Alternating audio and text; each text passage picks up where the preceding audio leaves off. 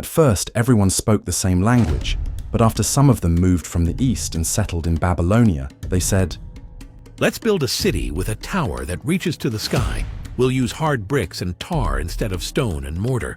We'll become famous and we won't be scattered all over the world."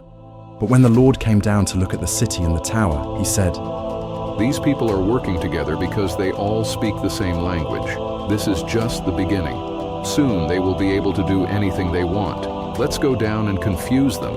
We'll make them speak different languages, and they won't be able to understand each other. So, the people had to stop building the city because the Lord confused their language and scattered them all over the earth. That's how the city of Babel got its name, the descendants of Shem. 2 years after the flood, when Shem was 100, he had a son named Arpachshad. He had more children and died at the age of 600. This is a list of his descendants. When Arpachshad was 35, he had a son named Shelah. Arpachshad had more children and died at the age of 438.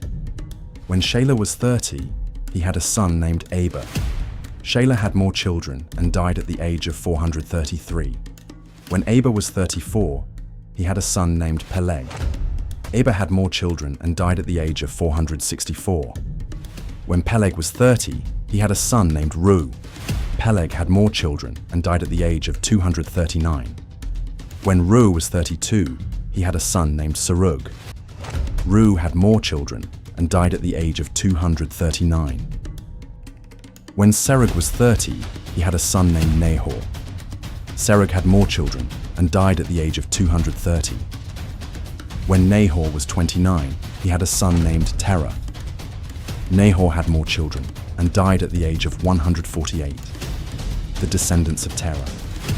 After Terah was 70 years old, he had 3 sons, Abram, Nahor, and Haran, who became the father of Lot. Terah's sons were born in the city of Ur in Chaldea, and Haran died there before the death of his father. The following is the story of Terah's descendants.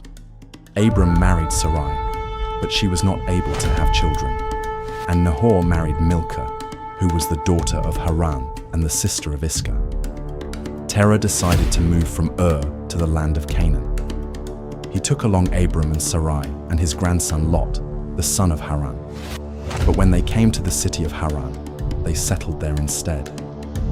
Terah lived to be 205 years old and died in Haran.